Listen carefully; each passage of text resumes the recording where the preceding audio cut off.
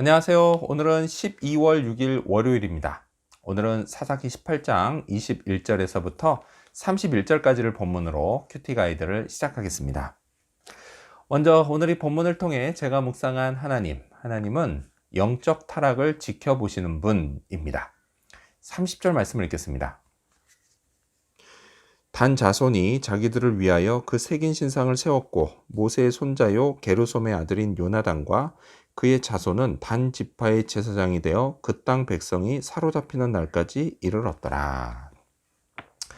단 지파는 라이스를 점령하고 거주지를 얻는 데 성공했습니다. 하지만요, 그들은 여호와 하나님께 감사하지 않고 오히려 훔쳐온 신상을 그곳에 세웠습니다.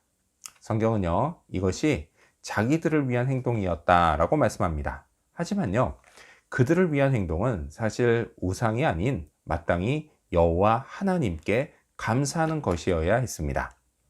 자, 이렇게 단지파는 감사의 대상에서 하나님을 제외시켜 버렸습니다. 자, 또 그들은요, 레위 지파 사람 요나단과 그의 자손을 그들의 제사장으로 세웠습니다. 하지만요, 이 역시 불법이었습니다. 제사장은요, 그렇게 세워지는 게 아니었습니다. 더군다나 그 제사장은 여호와 하나님이 아닌 우상을 섬겼습니다. 자, 이 모든 과정을 하나님은 아무 말 없이 그저 지켜만 보셨습니다. 자, 눈앞에서요, 당신을 모욕하는 백성들의 이런 행동으로 인해 하나님이 얼마나 화가 나셨을까요? 하나님은요, 백성들이 우상을 숭배하는 걸 영적 간음으로 간주하십니다. 자, 그러니요, 화도 나실 뿐더러 속도 무척 상하셨을 겁니다. 자, 그런데도 하나님은 왜 이래 이거? 라고 하면서 호통 한번 치지 않으셨습니다. 이런 하나님의 모습을 볼 때마다요, 야, 진짜 속이 참 기쁘시다 라는 생각이 듭니다. 충분히 화내실 법도 한데 말이죠. 자, 아무리 열받게 해도 일단 백성들에게 회개의 기회를 주시는 하나님, 제게도 이런 은혜를 베푸시는 하나님께 감사합니다. 자, 그렇다면 계속해서 오늘 이 본문을 통해 제가 발견한 인간의 모습, 어떤 게 있을까요? 오늘은 힘으로 누르려고 하는 모습을 볼 수 있습니다. 자, 1945년 10월 17일 훗날 대한민국 초대 대통령이 되는 이승만 박사가 자신의 환국 행사에서 5만 명의 군중을 향해 외친 말이 있습니다. 그 유명한 뭉치면 살고 흩어지면 죽는다 입니다. 그랬습니다. 뭉치지 않으면 안 될 만큼 당시 일제로부터 막 독립한 우리 민족은 너무 힘이 없었습니다. 힘은요, 꼭 필요합니다. 하지만 겸손하게 다스려지지 못한 힘은 오히려 독이 됩니다. 25절 말씀을 읽겠습니다.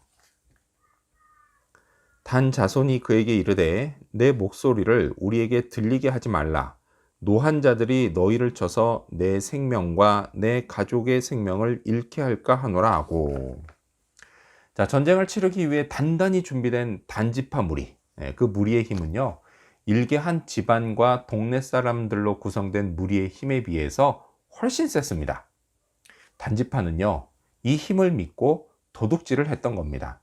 또한요, 도둑질이 들통났어도 잘못을 인정하고 회개하기는커녕 힘으로 미가의 무리를 위협했습니다. 죽기 싫으면 그냥 조용히 가라고 했습니다. 자, 이렇게요, 제 힘만 믿고 교만해지는 것, 그건요, 누구에게나 일어날 수 있는 일입니다. 뭐 저라고 안 그럴까요? 예, 저도요, 얼마든지 그럴 수 있습니다. 성경은 교만이 패망의 지름길이다 라고 가르칩니다.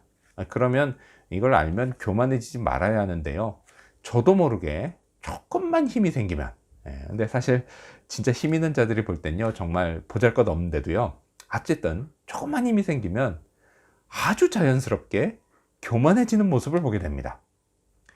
그 힘이요, 꼭 물리력을 의미하는 것은 아닙니다.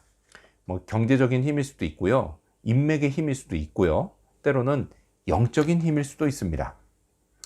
자, 그 힘으로 어떤 식으로든 약한 자를 누르고 올라서려고 하는 심리, 이 심리가 저의 내면에 분명히 존재합니다. 정말요, 무섭고 경계해야 할 일입니다. 그래서요, 저를 사랑하시는 하나님이 제게 힘을 주지 않으시는 것 같습니다. 그나마 있던 힘도요, 다 빠지게 만드시는 것 같습니다.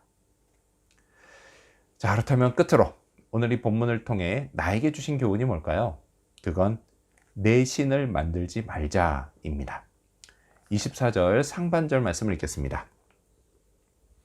미가가 이르되 내가 만든 신들과 제사장을 빼앗아 갔으니. 미가는요, 자기 신을 만들었습니다.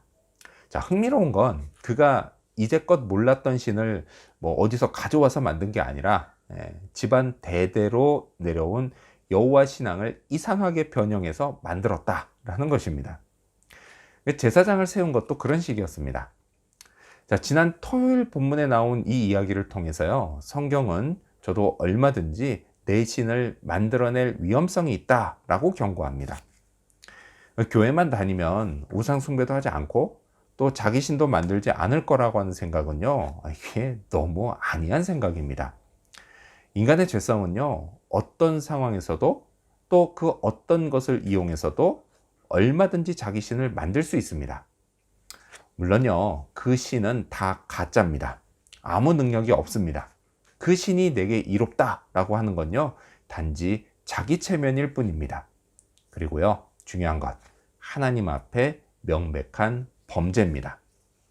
따라서요, 늘 조심해야겠습니다. 이를 위해서요, 진짜 신이시며 나의 신이신 하나님만 바라봐야겠습니다. 더 잘 믿을 수 있도록 할 수 있는 노력을 다해야겠습니다. 성령 충만을 구하고 예수님의 이름을 부르며 살아야겠습니다. 이를 통해서요, 하나님이 주시는 진짜 축복을 맛봐야겠습니다. 오늘도요, 그런 하루가 되기를 소망합니다. 기도하겠습니다. 영적 타락을 지켜보시는 하나님, 속상하시고 또 화도 나실 테지만 먼저 우리에게 회개할 기회를 주시니 감사합니다. 또 힘으로 약한 자를 누르고 올라서려고 하는 모습을 보면서 반면교사로 삼아 그렇게 살지 않도록 저를 인도하시고 도와주시옵소서. 또한 진짜 신인 하나님만 믿으며 내 신을 만들지 않도록 늘 경계하게 하여 주시옵소서. 오늘 하루 그 나의 하나님께서 주시는 진짜 축복을 누리는 그런 하루가 되도록 인도해 주시기를 간절히 구하오며 예수님의 이름으로 기도합니다. 아멘.